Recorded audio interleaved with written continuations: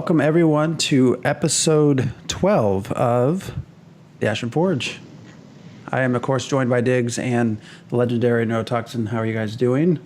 Doing good. Great. I titled this one Halloween Eve. We're actually not dressed up, as you can tell, but since we're right there. And that is what the live stream on the 18th was from. I think it was the 18th, right? Yeah. But anyways, we are happy to be here. Oh, he's there we go. Here now, now it's gotten all scary up in here because EQN is dead. Very much so.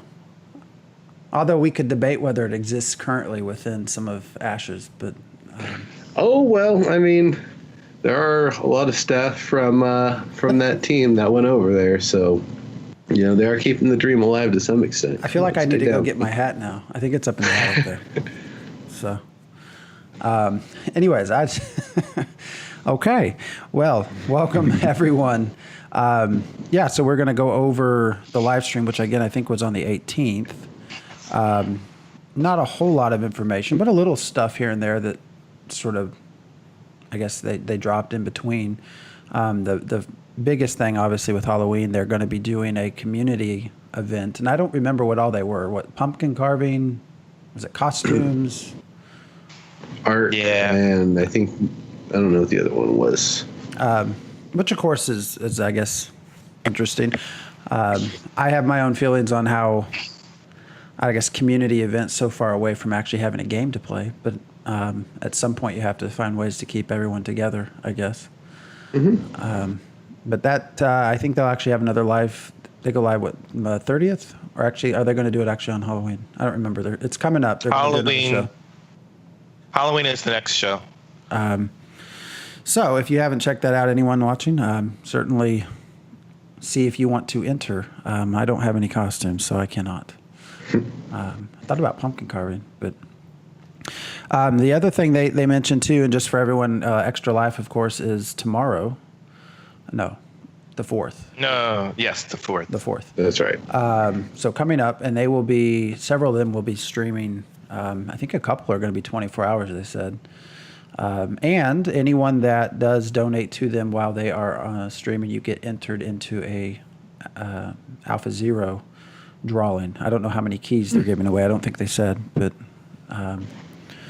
something else to think about. So, yeah.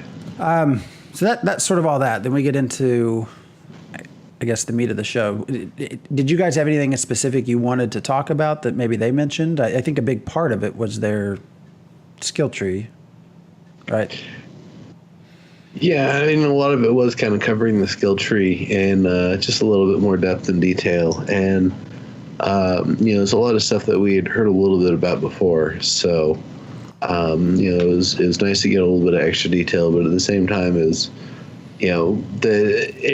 don't know if they had meant to, just kind of do that to make sure the show would have a certain amount of content, or if it was, if they really wanted to make sure to go over everything, because there were a lot of questions, and it's like, okay, we're just gonna sit down and answer like all the questions that everybody's had about all these abilities, so that way there's no ambiguity. And it sounds like everything's still got some work in progress. Like he had said about a few of the abilities sounding overpowered, and someone even mentioned in chat, stop saying abilities are overpowered, the game hasn't even started yet. So it's kind of funny to see that reaction, but it's going to be interesting to see. I imagine all of the skills are subject to change, if not from what they've been stated to do now, then certainly the current attributes of them in the current state that people would be playing them. You do have a point. Maybe it was a time filler. I don't know. They went through everything though, right? Yeah, they did. The cleric sounded very interesting, and Jeffrey Bard was sitting over there just sort of excited. I think that's the one they specifically said was overpowered. Yeah. There's a mana well, I think, that was like just does everything for you. But those, of course, they said all of that will be in Alpha Zero, correct? That's why they were basically going over it. Yeah, because they said they're only going to have the 4 archetypes initially for Alpha Zero, and they're going to have the names for all 64 combinations coming up soon. That will be interesting. I don't know how you come up with 64 different. I'm just curious. Oh, it's easy. You look at all the names of classes of every game that's ever existed, and you'll probably have at least a couple hundred there. Yeah. Do you role player? What was the back in old D&D days? There was also a like a side project, but they had like tons and tons and tons of classes that came out. Like the dervish and all just wild stuff that you could be. So I think it's easy to come up with names. I mean, I guess I'm just not sold that crazy name. You're going to have 64 different. I'm not sold that they're going to be so different from each other, I guess. And then It's just the combos of the primary archetypes with the secondary archetypes. That's where the 64 comes in. So your bard mage is going to be different than your mage bard. What would you call that? I don't know what I would call them. I have listed. We got a list of names in the forum somewhere. Yeah. Spell song and a song weaver. Yeah. Yeah. I guess. It's coming from two different things. One of them is your nuker caster that is taking on this magical music power, whether it's a rhythmic thing or something that almost like, if you're familiar with the Silmarillion, how like the entire universe was kind of sung into existence, so like kind of tapping into that a little bit maybe. Likewise, a bard who takes on magic, that's a pretty classic D&D sort of thing right there. So it would be adding extra arcane power to the songs and performances that already exist.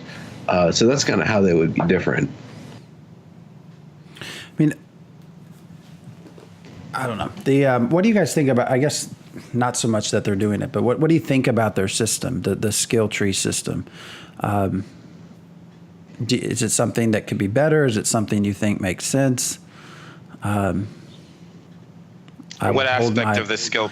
What aspect of the skill tree? Just all of it. Well, just how they're breaking it down. So I think Diggs, you got to play. So it sounds like a lot of what was available at PAX was actually just someone who essentially had all of their skills checked. So that's going to be broken down and stripped down, and you'll have to put points in to get a lot of what y'all played with. Basically, is what they said on the stream. I mean, do you mind that it's basically kind of the same as a lot of other games? Do you feel like there should be more effort to make it different? Do you think it will work? I mean, I did not feel like it was other games. So even the abilities that I had as my ranger felt different. But well, I mean, how they're doing it. The idea of, okay, you reach level 2, here's a skill point. Reach level 3, here's a skill point. Yeah, no, that's an RPG. That's the way I want it to be, so that I get points to put into my skills. I mean, the big difference is how the weapon abilities are going to be interfacing and switching compared to what class you have. Like that, clearly your weapon abilities will change because it's a different weapon. But how that affects your class, like how is my cleric? What is my cleric going to do with a bow and arrow? That's one of the things I'm waiting to figure out. So, and I can add on different abilities to that bow and arrow, but I'm really wondering how. Final Fantasy IV, the cleric was using a bow and arrow. She fought from the back row. She fought from behind cover. That was her gig.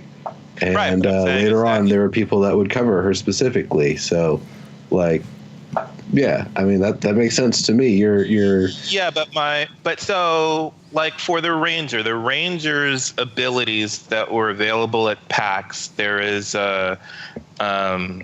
sniper's edge. It gives me 4 extra shots or things like that. So how is that gonna, if I'm using a sword, I'm not gonna get 4 extra shots because I don't have a bow. Right. Oh, you're saying what sort of stuff would a cleric get with a bow versus?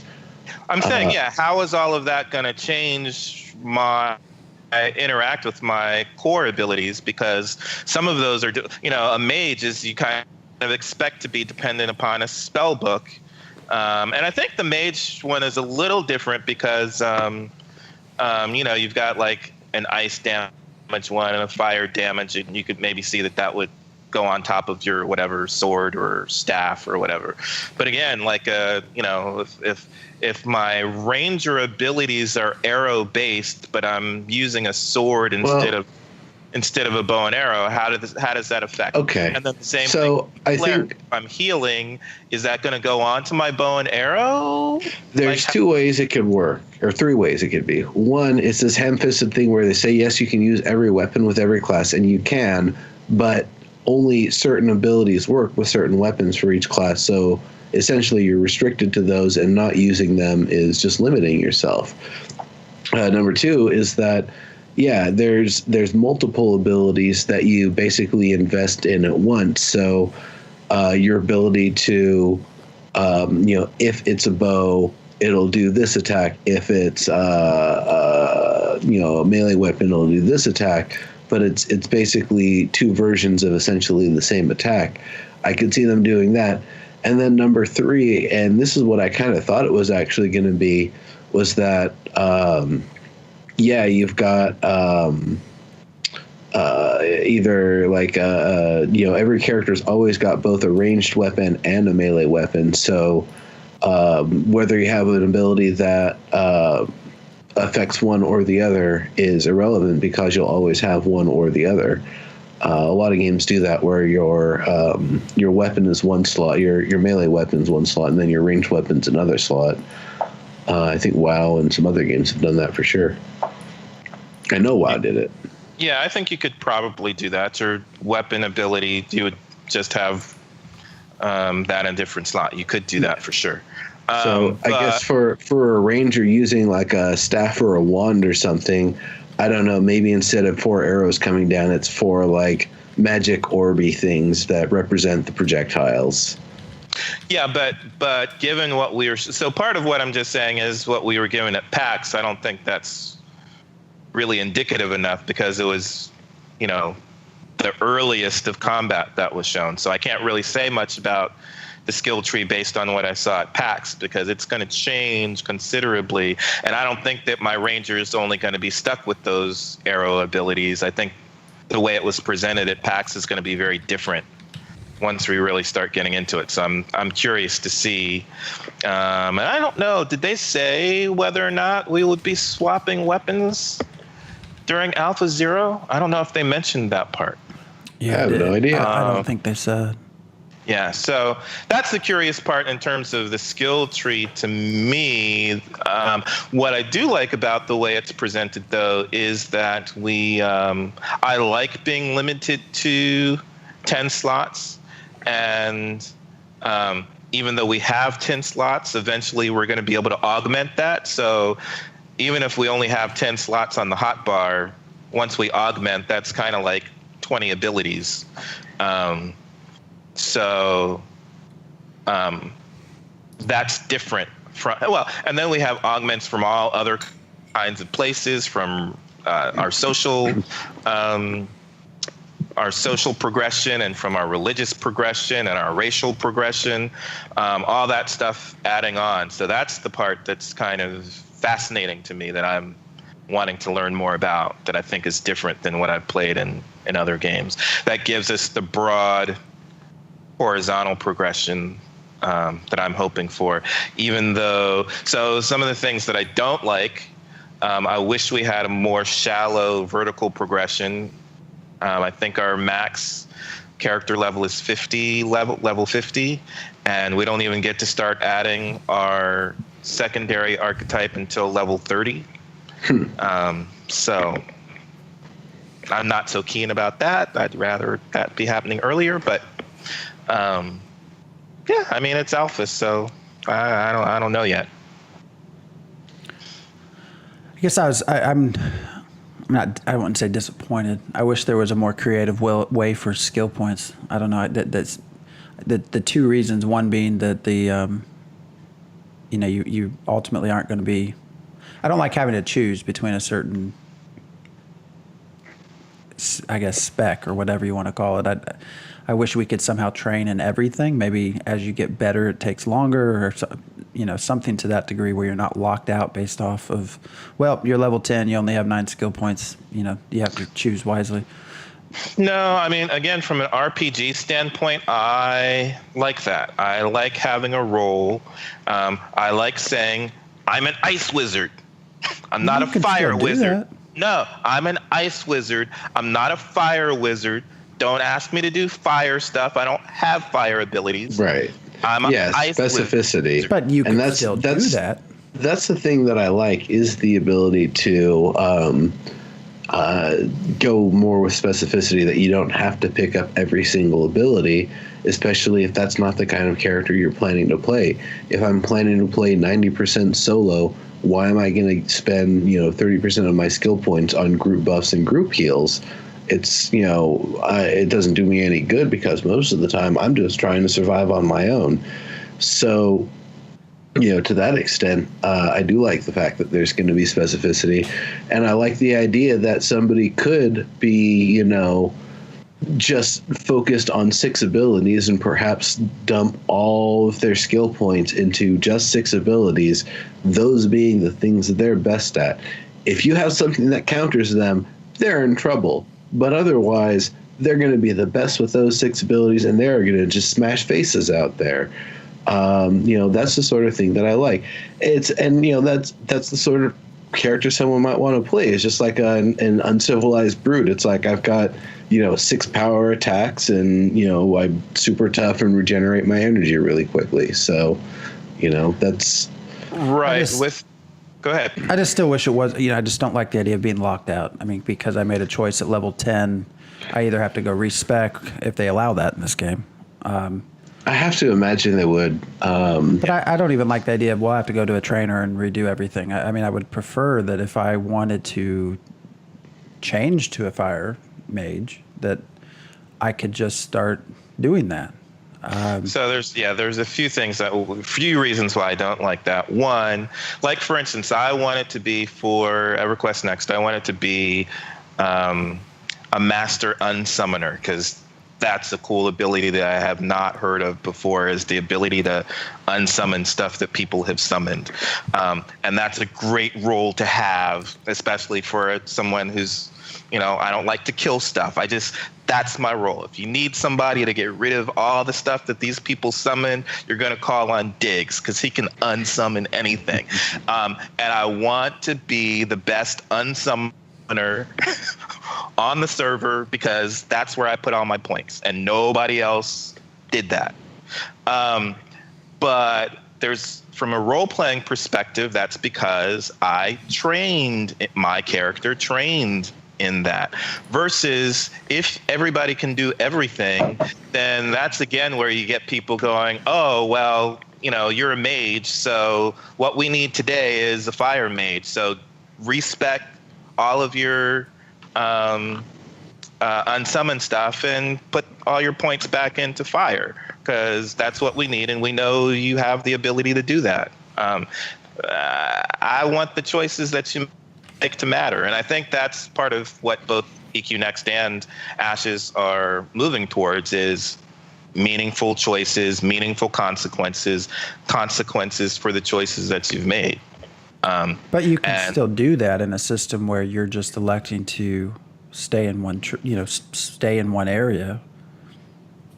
No, because you're saying that there are no consequences. You can change whenever you want. Well, no, you spent 100 days leveling up as an ice mage role. That's not to say you all of a sudden switch to fire and you're just as powerful as you are as ice. You still have to level that process up. To me, role playing that makes more sense. Other than, well, I spent 99% of my game time learning this spec, and I'm very good at it now because I happen to be level 50. I get to put all these points and be just as strong as you when you've been in a different fire spec for your whole gameplay. But now because I went and visited a trainer, all of a sudden I have the same skills as you. What? You're not following me? You're basically saying, like, someone goes through the entire game with one, specific, I'm going to be a fire wizard, and you're a level 50 wizard, you see what they do. It's like, cool, I'm going to, flavor of the month and just, copy your spec. And suddenly this person that, worked hard to get to where they were using that spec is seeing everyone else doing the exact same thing just on a whim. Basically. Where yeah, I don't know. You see, that's the thing, is I don't know what kind of training, retraining sort of stuff they're going to have, if it's going to be a process where you have to like actively unlearn things, or if you invest points and start learning something, and eventually the stuff that you've gotten better at will just start to fade away, or how it's going to work. That's it's one of those things I guess we should probably ask about and see if they'll answer on one of the future live streams. Yeah, I mean, even when we get to things like secondary archetype, changing your secondary archetype, that's not supposed to be something you can do just on a whim. That's supposed to be something that you probably have to quest for. But it's kind of the same thing with the augments. The augments aren't going to be just something you go to a trainer and redo all of your augments. A lot of the augments you get that are that aren't tied to your secondary archetype, you're going to be moving through religious points. You're going to be like, that's part of your storyline. It's not just I go to a trainer and spend points. I think points are involved, but it's not just. Well, you're talking about external, secondary, tertiary factors, which I get. I'm just talking about the primary combat skill system. And I think the whole thing is like that. It's not just I've got a bunch of points, now I can respend them however I want to. I don't think that's the way it is. I prefer a system where you level up a skill because you're using it and you're knowledgeable in it, not because I leveled one. A World of Warcraft, I spec out Frost till max level because that's how I can level up fast, and then I get to where I'm going to raid, so now I'm going to go to fire, and I get to go to a skill reset spot, spend some gold, and boom, all of a sudden I have everything I need. I don't think you get to do. I don't think that's the plan, but I mean that's the way it sounded to me on the stream. that you'll level, you'll get points, and then as you spend those points, one tree will become more available to you and one will not. That doesn't mean you get to go to a place and respec. Yeah, I mean, at the very least, you wouldn't be able to change a different subclass. So, at the very most, you would be able to respec to another variation of 1/64th of the builds available. So if you take that into account, then it probably isn't as bad if you can completely dump and redistribute your skill points, because it's only within that one class, and it's not like you're going to be able to become a completely different class or basically have the effect of a reroll and leveling all the way back up. So, there's definitely that, and I would imagine as you play the game with a certain build, you're going to keep the best equipment that supports that sort of build. So unless you've actually been actively building up equipment towards a different build, knowing what you're going to do with it, chances are, if you did make a full switch, you're going to be kind of weak for a little while just because you don't have the right stuff. And I guess I'm coming at it almost from like an EverQuest system. So I get you. Druid, which was for years what I played in EverQuest. Some of the skills the spells use different sort of skills. So if you spent most of your time as a healer, say as a druid, and then you wanted to use a damage spell, well, if you hadn't been using those damage spells, your skill level is much lower. So when you try to use them, spells fizzle. And you have to spend the time to build them up versus I earn points and I put them all into the healer spec, and now I'm going to go, and even though I've never used it, I'm going to go ahead and do some damage. That's I guess what I'm getting at, where I like personally, and that's not to say what they're doing won't work within Ashes. I'm not saying that. I'm just saying what I guess my preference or what I'd like to see. And it doesn't happen to be here, and that's okay. Yeah. But I would like to see something where, yes, you've invested points in the skill. You have the bare minimum requirement to use it, but now you have to use it 10,000 times to go from the minimum quality threshold to the maximum quality threshold. Yeah. And so with something like that, even if you had the ability to respec, that's 10,000 more uses of it before you'll be, back at the pro level, versus by the time you've gotten from level 0 to max level, you've used most of your abilities a lot of times, and you're going to be inching it on 10,000 if you haven't already passed it with everything. And I guess that's what I was getting at, Diggs, was I don't like I would like the idea of if I spent all my time with skill and ice, and I leveled up and I spent skill points or whatever, I don't like the idea that then maybe I'm locked out of some other tree. I wish I could just build upon it, not at the same rate necessarily. I'm not saying that I put 2 days in and my skills are great, but I a lot of times with games, it would be, you would have a skill for just ice, and then a skill for just combat, and a skill for just casting, and a skill for just projectiles. So your ability to cast a fire projectile would take the weak fire ability, but then the other ones being strong because you've leveled them. And so you'll still have a decent level fireball just starting off because all of your other skills combine. I want to say RuneScape, old school RuneScape was kind of like that. I know there's at least a couple other games I've played that did something similar. So, if they end up doing something like that. But do we know, are there actually going to be skill points for use, or skill points that you invest in, or rather not skill points, attribute points that you invest in that kind of augment your skills, or that you learn and get better at a certain thing from using it? Or is it very much just like you level up, you invest your skill point, that's it, done deal, your equipment's the only other modifier? There is attribute progression, and there is and there are racial aspects, racial progression that feeds into that as well. But I don't know if it's points per se. But it's like, I spent years in college learning modern dance and some ballet and some jazz. I can't just one day decide, okay, I want to do ballet, and all of a sudden I can do ballet for some reason because I shuffle around some stuff. I'm going to have to spend time. That's my point. Right. But I don't think skill points do that. I don't think just because the way you choose your skills is point-based means that you get to respec the next day. I'm saying there shouldn't be. I'm saying there shouldn't be a reason to respec. I think you shouldn't be locked out of things. But you are locked out. If I'm spending all my time learning salsa, or spending all my time learning modern, I don't have time to do ballet. So I'm not going to be as good at ballet as I am at modern. Right. And if I want, so when I'm ready to learn ballet, then I put points into that. Unless I've used all my points.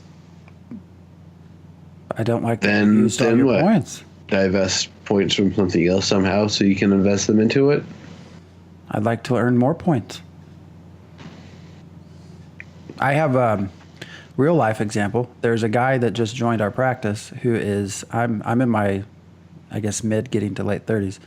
He is over the midpoint of his 50s, and he just graduated medical school. Here's a guy that switched mid-life to a new thing. And I'm not saying that I hate the idea of a game being life, but you know what I mean. You should have the option to change. I'm not saying it should be easy.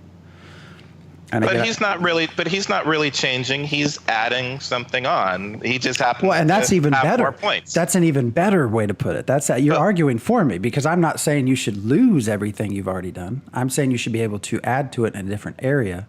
And when there's a skill tree where you're blocked out and you can't add to it, I don't like that idea. But, so go ahead.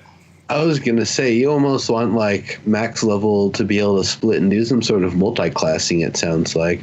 Well, I'm just talking about the skills available to the class. I'm not wanting to pull from other classes.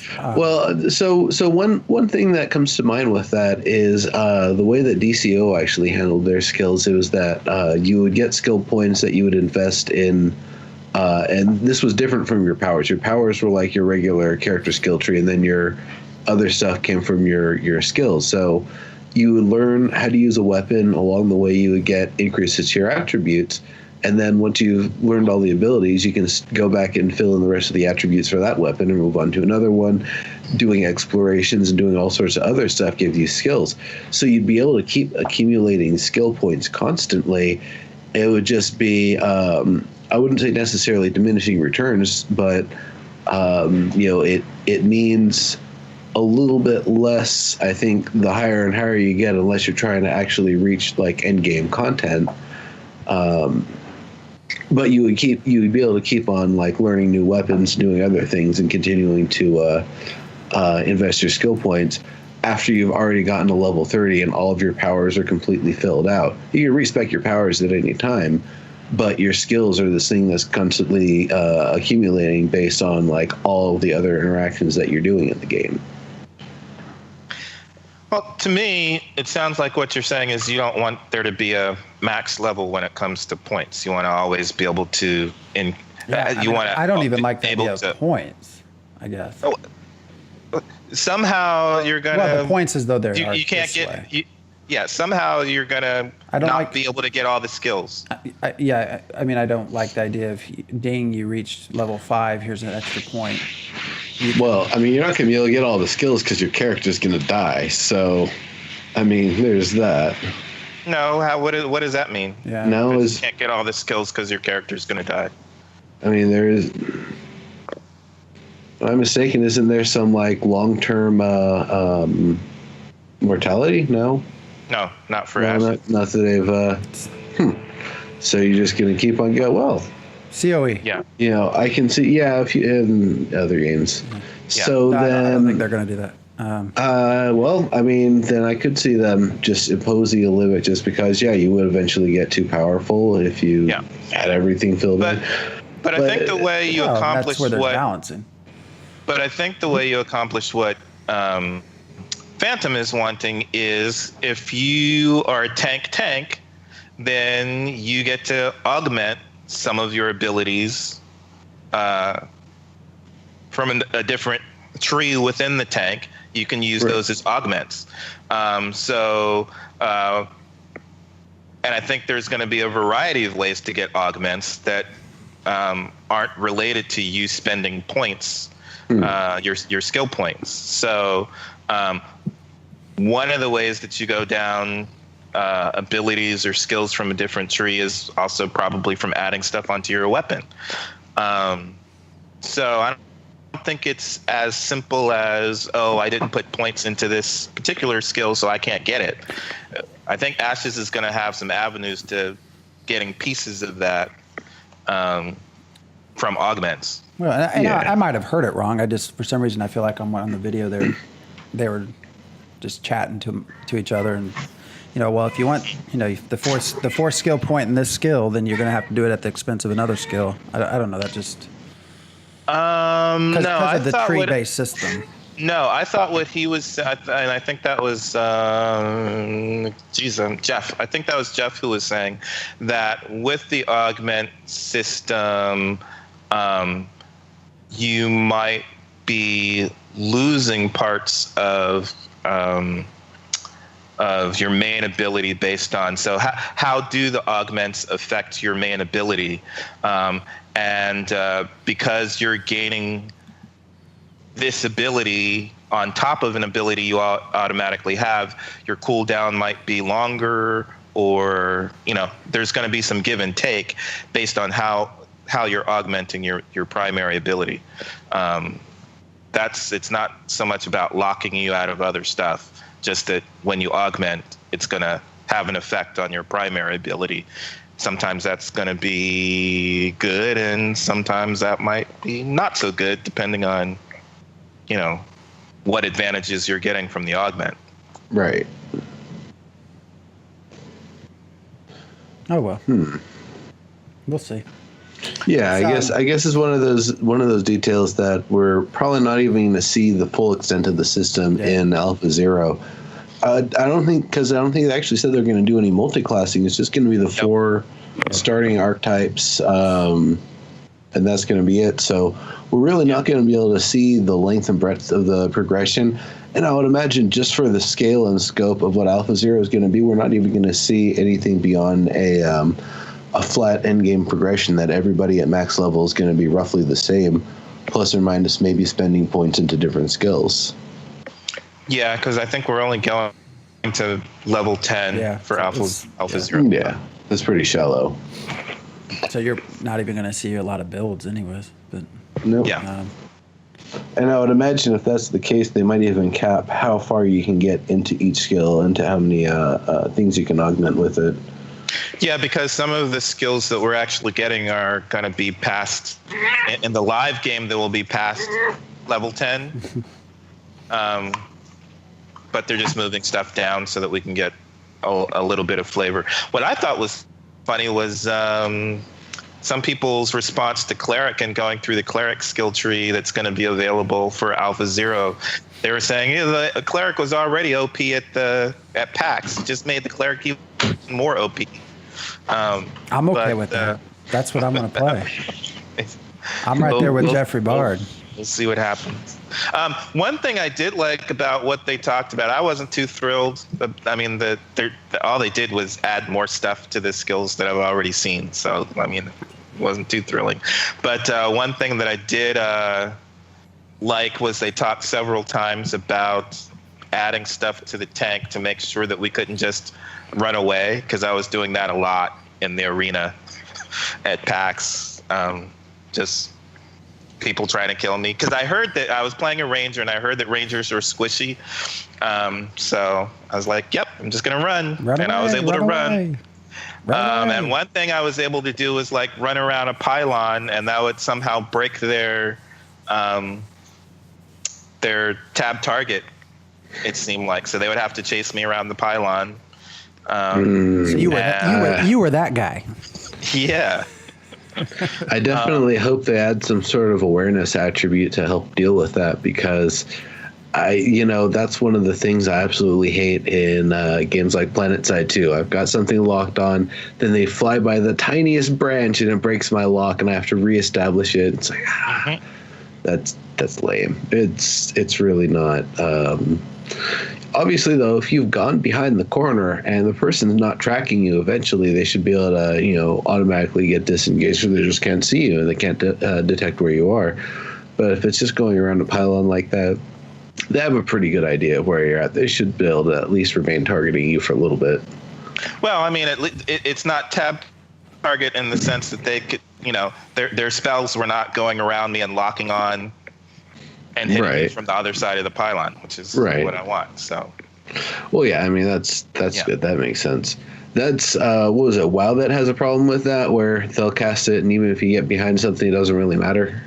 Yeah, that's what tab target is supposed to be for, right? You don't have to worry about that. You're targeted. Yeah. Well, I'm glad that obstacles actually matter with that. That definitely makes it a much more active and strategic system. Yeah. I'm hoping to be able to keep that, because yeah, I mean, ultimately for ranged encounters, that means really being able to use cover is the difference between actually being able to approach and fight or having to just retreat. Right. Which I like that. I like that there's actually going to be that little tactical element, and if so, I really would hope that they do something where everybody kind of has a ranged weapon and a close combat weapon always. So if it does come down to something like that, everybody can kind of get engaged and fire back. Again, I think that's the option. I don't know if everybody's gonna, I don't think that's default, but I think if you put a second weapon in your hotbar, you have access to the second weapon in your hotbar. That could be, that could be a way to do it. I mean, there's a lot of ways they could do it. Well, that's the way. I mean, your weapon is one of the abilities on your hotbar. That's the way it's working. Okay. Well, it makes sense. So there was another thing I wanted. We spent a lot of time on that. Wanted to kind of talk about. They didn't really say much about it, but was the idea of the mobs in the area, I guess, leveling with the players as the node levels. which is, I guess, very similar to World of Warcraft now, and they're leveling, basically the mobs level with you, which initially was kind of cool, and quite frankly kind of gets old a little bit.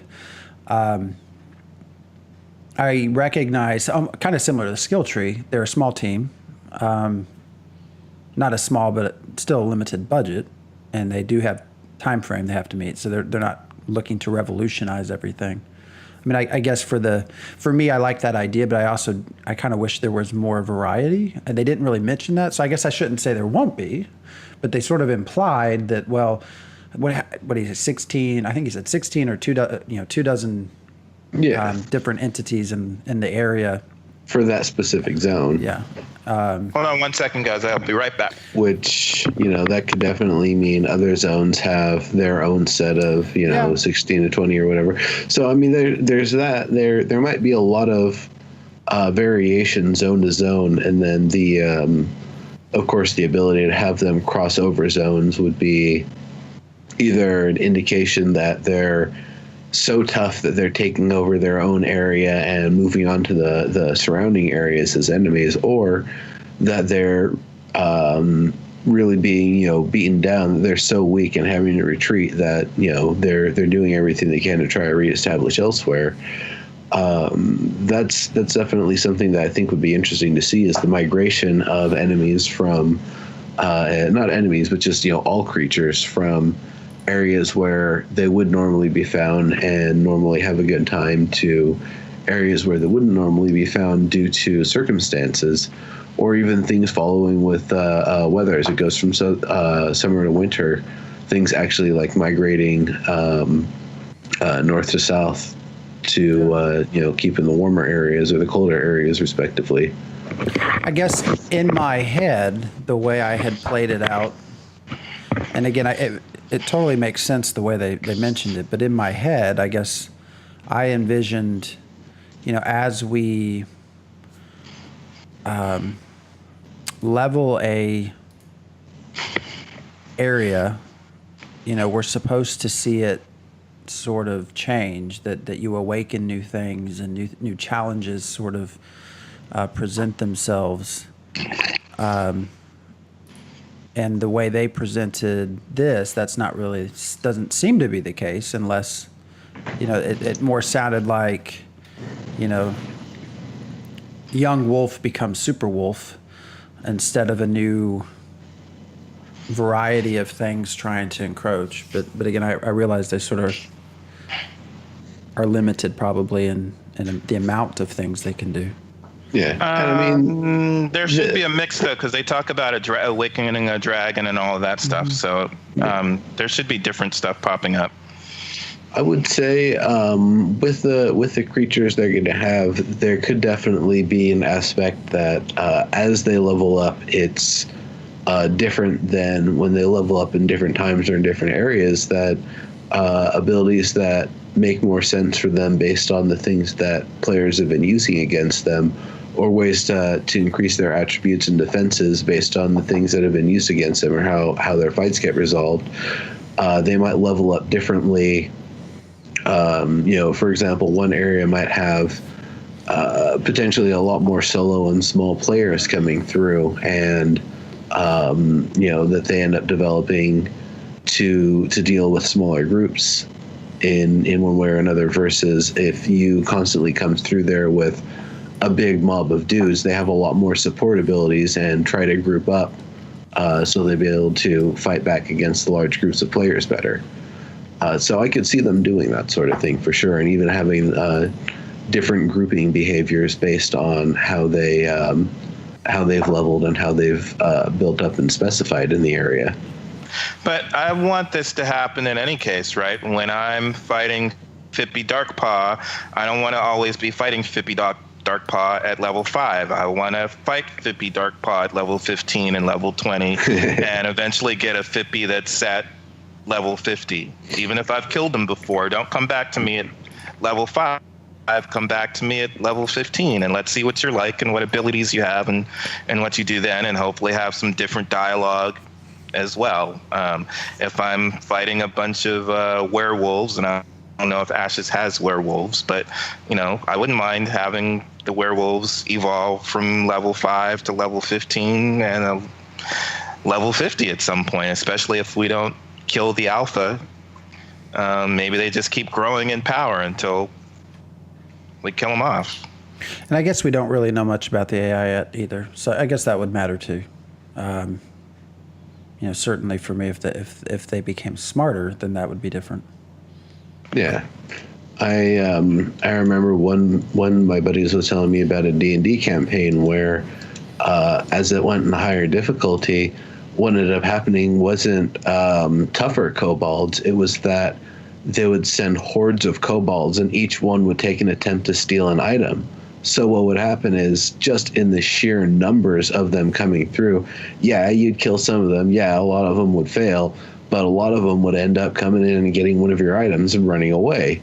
So, that's the sort of thing that I'd like to see, is that they actually, there's corresponding tactics alongside their progression, and that would make sense. Like if you've got a max tier node, you've got a huge city built there. It makes sense that the stuff outside could be a lot tougher, and that's going to be basically a higher level zone when you go off the main roads.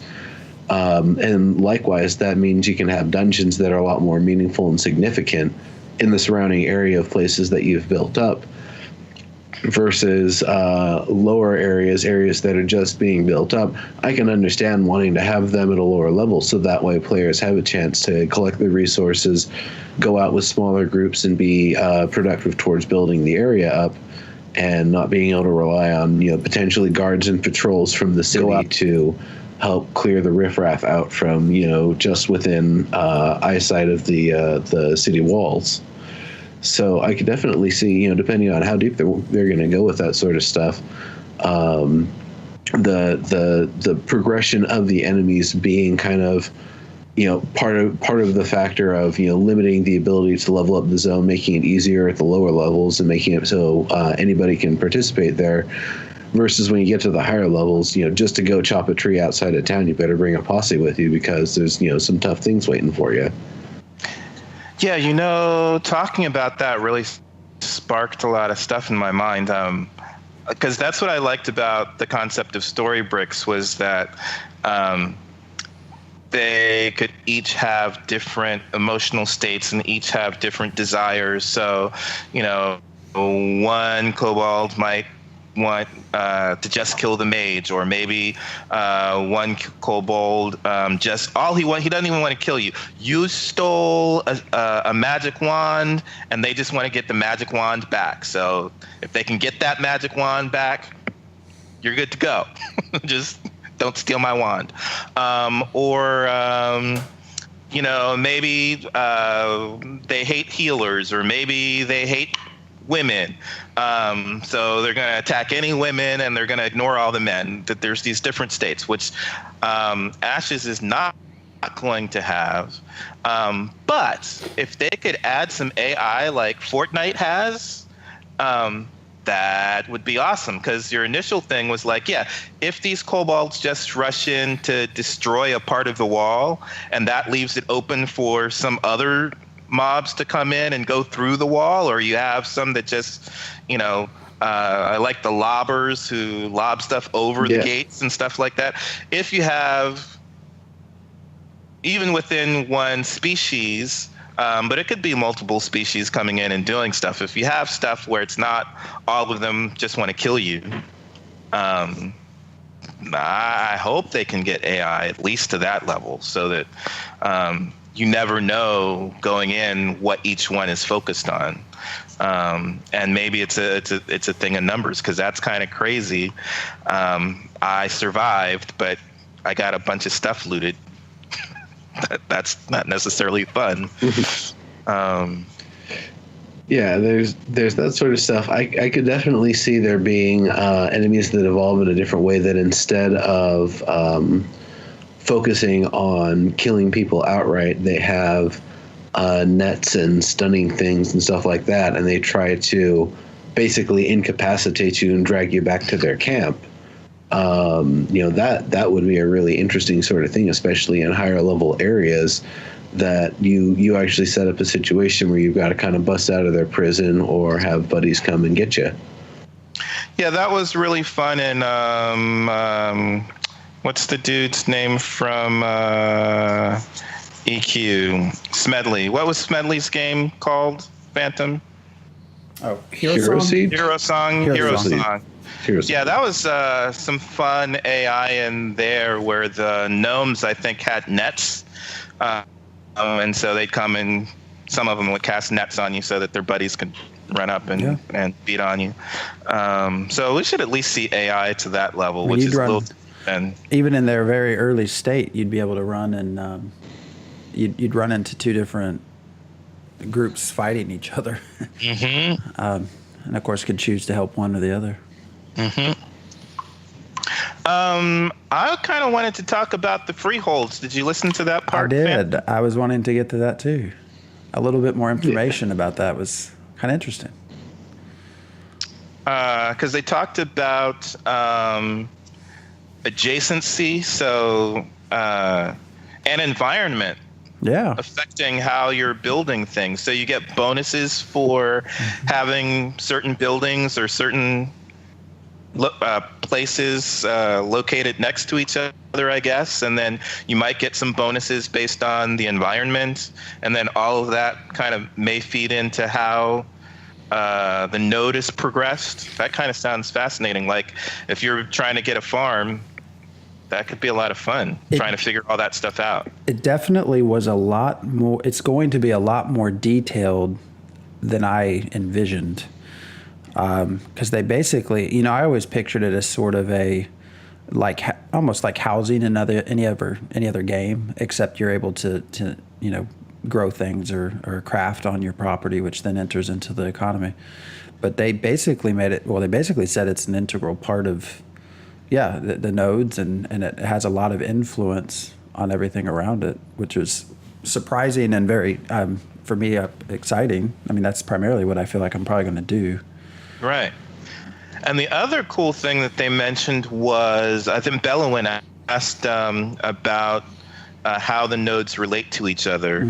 And they said that, so when a node gets taken over by a higher node, so level 5 takes over a couple of other nodes, that the next one down can only go up to level 4. The next one below that can only go up to level 3. But the most fascinating part is that the top node doesn't get XP until the lower nodes get to max level, which means that you're going to be interested in helping out those lower nodes reach their max level of XP so that you can fund. I mean, that kind of gets you, again, acting as a community. It always seemed to me like you were trying to create your not just your personal private castle and that one node, but that you end up making more of like a large scale metropolis, that you're the center of it at the highest tier node, and that the radiating areas are of higher quality too. So it ends up being this large, widespread kind of interconnected sort of thing. So when you get into that area, it's a lot more built up and developed, and the closer you get to the center, the more it becomes like completely built upon itself. Yeah, but I was still thinking I would be focused on my metropolis. I got to get my metropolis as big, so I'm going to be focused on whatever that is. But this sounds like also I'm going to want to go to the stage 1 node, or probably not stage 1 because that's easy to build up, but like the stage 3, I'm going to want that village to get to the max. I'm going to want to help that village get to its max, because I can't really build the buildings I want in the metropolis area because it's not getting XP for that. So I have to go help out the village. I have to go help out the town. I have to go help out the city. That's kind of cool, because that really does add incentive for us to work together. Also, if you are the ruler of that metropolis, whatever the ruling party, Yeah. What that also says to me is that if you have a variety of other nodes below you, well, what if that stage 3 node wants to become the stage 4 node, and there's already a stage 4 node? So now, are you going to have within your zone of influence that you're the metropolis of? Are they going to allow one node within that to engage a different node? Because now you're going to have to also manage other individual communities. I'm the Baron of this village. I want to be second in command, and you need to get out of my way. So I'm going to declare a siege, even though we're part of the same zone of influence, the same metropolis, who's, I guess, conceivably dictating laws and rules and whatnot in our economy and our trade routes. Am I going to be able to, on a quote unquote sort of partner or is Tennessee going to be able to declare war on Kentucky because they want Kentucky's space in line?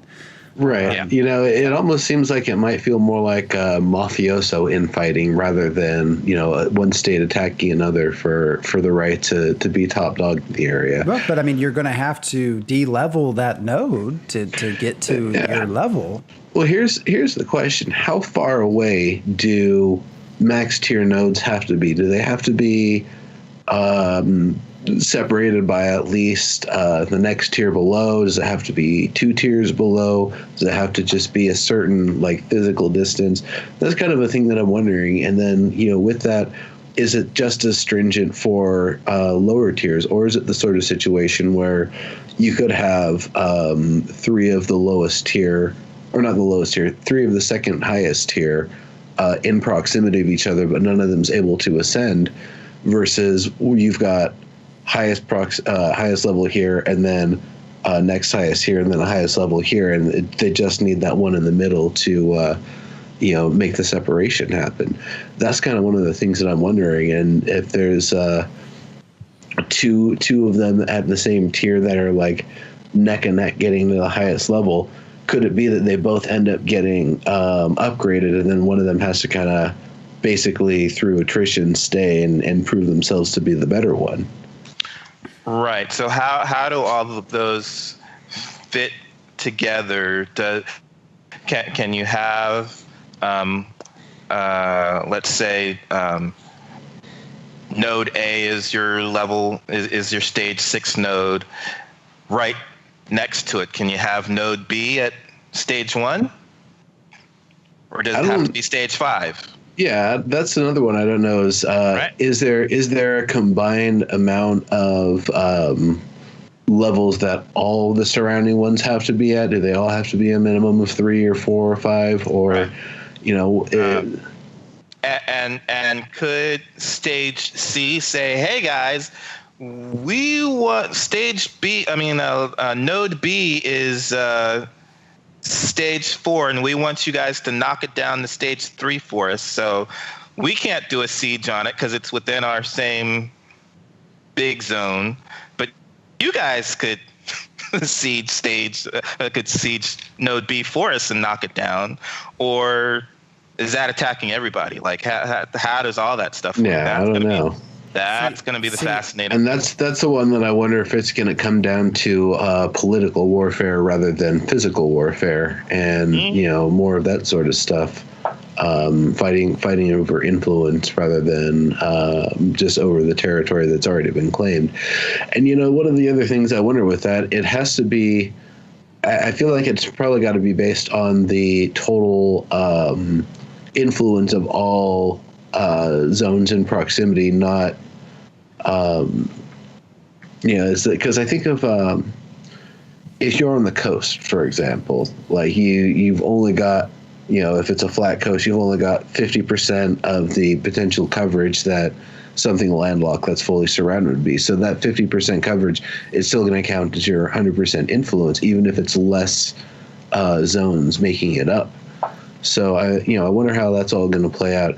And if that's the case, well, why can't you do that same thing, where there's the edge of a forest or a mountain, instead of having to build up a tier 3 in the forest or the mountain that nobody's otherwise going to go in? It's not really a habitable area for the most part. are you going to be able to build up the surrounding areas, away from the forest or mountain, and get enough quality from those to get to max tier? So we'll see. For me, I still think the greatest thing about this game is going to be the stories that it creates based off of how they're going to how they're they're designing the game. Yeah. And I personally would love to see, even if they're in the same zone of influence, one node have the ability to try to de-level another node in order to attack it, and not have to hire someone outside of that zone of influence, but actually themselves have the ability to declare a siege, because I think that could create some amazing dynamics within the area. The way you guys described it is a business. It's going to be a business thing. That's what it's going to come down to. Is I'm in the tier 4 zone.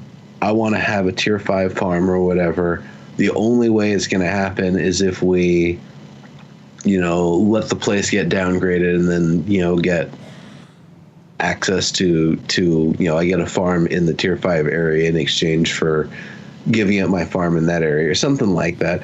I can imagine it's going to be a lot of wheelings and dealings where it's like the people that are in that area that actually own the land and own the businesses are the ones who are going to be targeted by the people in the area that's trying to increase their influence and trying to find some way to sweeten the deal by giving them some piece of the higher tier area in exchange for letting that area get lower or remain at at whatever level it's at and not upgrade any further. So I feel like, again, the business, it's once again I feel like a political sort of thing, but the idea of it coming down to raids or fighting between two cities, I have a hard time imagining that, because that's. But at the same time, I think of how crazy things were, like 400 years ago or even 100 years ago. So yeah, maybe it is the sort of thing where cities are, changing flags like twice a day or something. I mean, I want all of it. That's what I want, all of it. I want the ability of someone to say, go up to that stage 4 node and say, hey, I have some cash, let me buy my way in.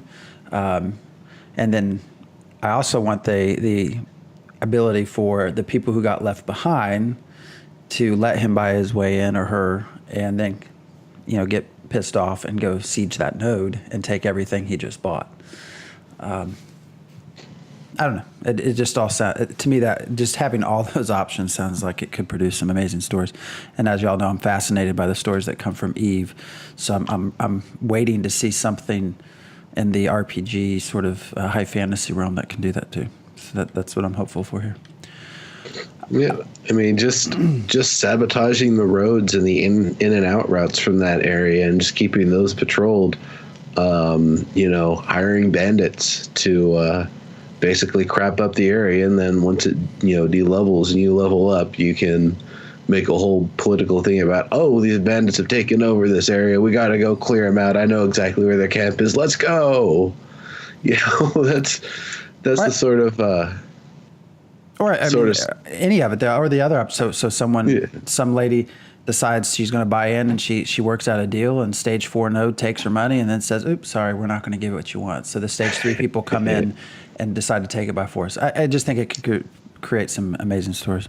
Yeah. I have a coworker who's Thai, and he was telling me about something, I guess, that's recently happened in Cambodia. He was just telling me this today, and it was something like their prime minister or whatever is kind of like Putin. He's been around for 10 or 20 years, and somebody in the opposition party started posting negative things about him. So he made a law saying it's against the law to do that. The guy went to trial, and it caused so much of a kerfluffle that the opposition party, so he got convicted of sedition or something like that. That opposition party was dissolved.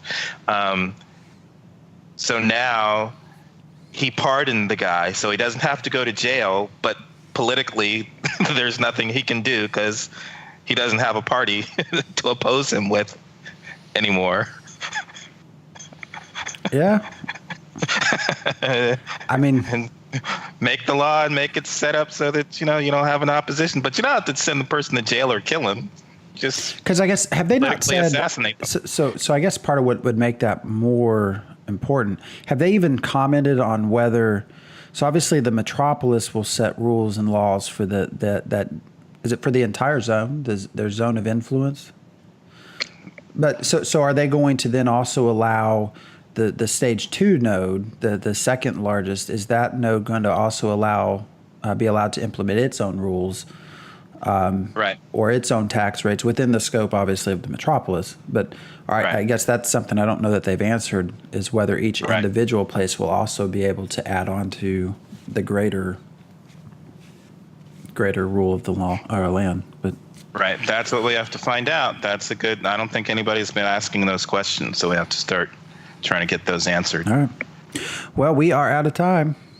Time goes fast. So good thing is we'll have another stream to cover next time. Yeah. We'll still have some more stuff to talk about. So all right. Looking forward to it. Any final So thoughts? our next one is no, it's not the 3rd. Next week is the 3rd. No. Yeah. So we will next be on the 10th, The 10th. Okay. November Right. 10th. So, all right. Well, thank you everyone for joining us. Until next time. See you later. Adios.